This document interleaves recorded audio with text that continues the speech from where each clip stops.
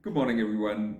It's a pleasure to be with you. But first of all, apologies for this geeky sounding word pre contemplation. Yeah?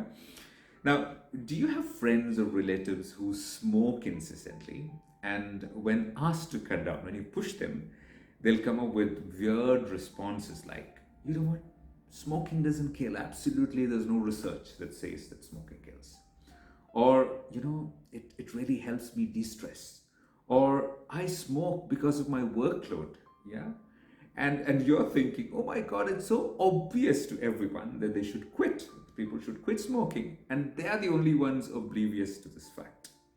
Well, welcome to the world of pre contemplation, a zone where you convince yourself that everything is perfect and there's absolutely no need to change.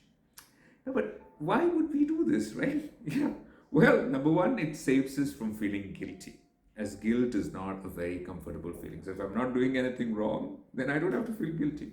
It also absolves us from taking responsibility and taking action. If I'm not doing anything wrong, I can continue the way it is.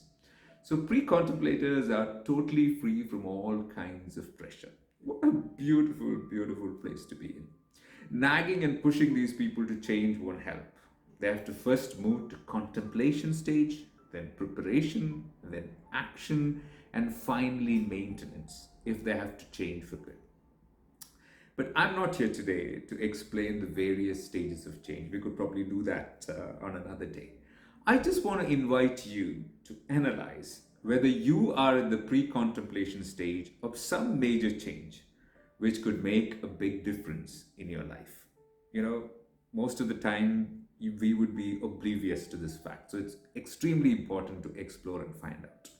Let me start with a personal example. A couple of times, my wife very gently brought to my notice that I've become very short tempered with her and the kids of late. And what was my reaction? Well, number one, I dismissed it completely. I don't lose anger often. You are simply trying to find fault. Or I blamed everyone else. I lose my temper because the kids are rude. It's because of your micromanaging. It's because of A. It's because of B. Everything but me. Or I justified my behavior. It's good to set boundaries. This is tough love in action. Or I intellectualize. Now, this is a very interesting proposition, okay?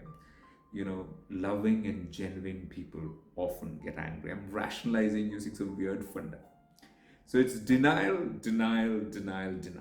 Classic symptoms of pre contemplation. And whenever she would push further, I would create a scene, a ruckus, which would put an end to any meaningful discussion. So the matter gets closed. Sounds familiar?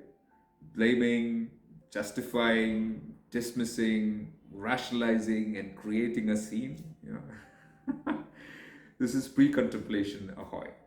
Now, though this helps us to stay blissfully inactive without having to change, it also stops us from acknowledging the issue and getting over it. It stops us from getting ahead and reaping the benefits of change. So, what can you do today? What can you do from now on to escape the treacherous whirlpool of pre contemplation? Number one, identify your patterns. Look out for denial. Look out for situations when you simply push back, when you refuse to listen and you create a scene. Particularly the creating a scene bit. Yeah, that's a big giveaway. Number two, ask for feedback frequently. Is there anything that I can improve in? Is there anything that I can get better in? Number three, discuss the problem openly with your well wishers without getting defensive. Okay? Get well informed. When does this happen? What triggers it? What do you do in those situations? What is the outcome? And how does others feel? And number four, this is extremely important, brothers and sisters. Vividly imagine the consequences of behavior in the long term and ask yourself whether you're ready to take responsibility for these outcomes. That's a brilliant question to ask yourselves. Are you ready to take responsibility for these outcomes? And number five, ask your loved ones to help you change. Tell them, please don't be judgmental. Please be patient. I want to change, but help me out. These steps will help you to hack your subconscious and edge you out of pre contemplation. So you'll stop denying, you'll stop pushing back, and you'll Be receptive to suggestions for change. Brothers and sisters, don't feel down if you're resorting to denial in different aspects of life. This is natural. But within these situations lie opportunities to steer clear of pre-contemplation, opportunities to break away from ineffective habits, and opportunities for growth and success, opportunities for greatness as well. So, all the very best. Thank you.